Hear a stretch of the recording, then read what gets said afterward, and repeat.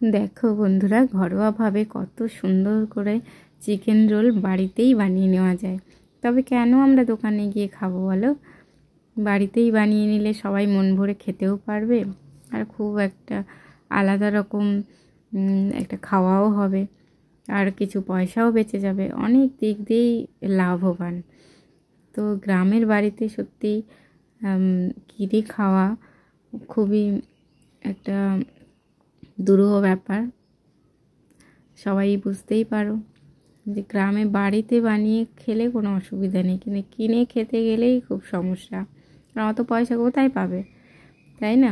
তো বাড়িতে বানিয়ে খেলে একটা তার মজাই আলাদা। সবাই মিলে হই হই করে মন ভরে খাও, আর এত টেস্টি খাবার সমস্ত বাচ্চারা বলো বয়স্করা বলো সবাই খেতে পারবে খুব ভালোভাবে। যে যেমন খাবে সেইভাবেই তাকে বানিয়ে দেওয়া যাবে, তাই না? আর ভালো সস আমরা ব্যবহার করব। দোকানে জানি না, তা ভালো ভালো দোকানে নিশ্চয়ই ভালো সস রাখে, কিন্তু বেশিরভাগ দোকানেই দেখবে পেঁপে দিয়ে সস, বা আরও, এটা তো জানি যে পেঁপে দিয়ে সস, হয়তো আরও অন্যভাবেও কিছু বানিয়ে রাখে। তো দেখো আপনার কত সুন্দরভাবে কতগুলো এগরোল বানিয়েছি, প্রায় 25-30টা মতন। ভাবো এই 25-30টার দাম কত হবে। আবার চিকেন রোল, আমার তো মনে হয় চিকেন রোল তো 70-80 এরকমই হবে। আমার আইডিয়া নেই, কেন কি আমি কিনি না, হয়তো কিনে নিয়ে আসে তো খেলাম। আমার আইডিয়া নেই, তোমাদের জানা থাকলে প্লিজ কমেন্ট করে বলো। তো দেখো এই সামান্য একটু নুন দিয়ে ঘুটে নিয়েছি, তারপরে সেটা সামান্য তেল দিয়ে কড়াইতে দেওয়ার পরে রুটিটা দিয়ে দিলাম ডিমের উপরে, একটু ডিমটা হয়ে আসার পরে দিলাম, তারপরে আবার রুটিটার উপরেও একটু তেল সামান্য, আমি কিন্তু খুবই কম তেলে বানাচ্ছি। দেখো খুব বেশি তেলও না, তেলটাও কত ফ্রেশ তেল বলো, এরকম দোকানেও কি এরকম ফ্রেশ তেল দিয়ে বানিয়ে দেয়? মনে তো হয় না। সব দোকানের কথা বলছি না, কিন্তু বেশিরভাগই তো সেইভাবে হেলদিভাবে বানায় না, তাই না? রুটিগুলোও হয়তো অনেক আগের থেকে বা আগের দিনের বানানো থাকলেও অনেক কিছু হতে পারে। যারা ব্যবসা করে তারা নিশ্চয়ই জানে।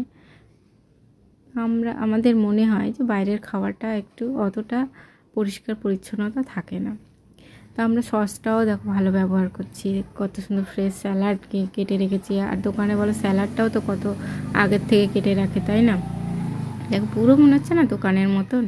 তো কেন খামোখা বাইরে গিয়ে খাবো? বাড়িতে বানালেই একটা অন্যরকম দেখতেও লাগে, অন্যরকম একটা পরিবর্তনও হয়, ভীষণ ভালো একটা জিনিস, আনন্দও হয়, তাই না?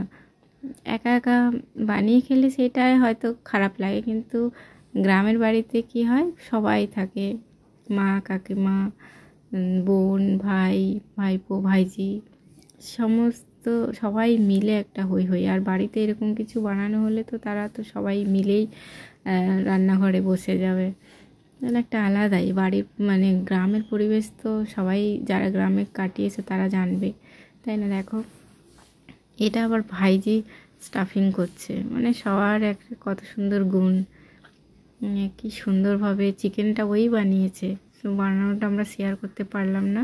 তোমাদের যদি এই ভিডিওটা ভালো লাগে দেখবে, তা কমেন্ট করে জানিও, আমরা এরপরে নিশ্চয়ই এরকম সুন্দর একদম পুরো ফুল ভিডিওটা দিতে পারবো।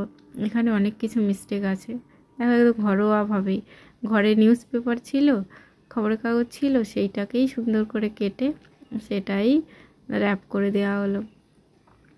তো এই ভিডিওতে অনেক মিস্টেক থাকবে, প্লিজ তোমরা সেটা মার্জনা করো, আর ভিডিওটা পুরো দেখতে থাকো, আর আমাদের চ্যানেলটাকে সাবস্ক্রাইব করো, লাইক করো, শেয়ার করো। আর এই পর্যন্তই তোমাদের প্রিয় রান্নাঘরে।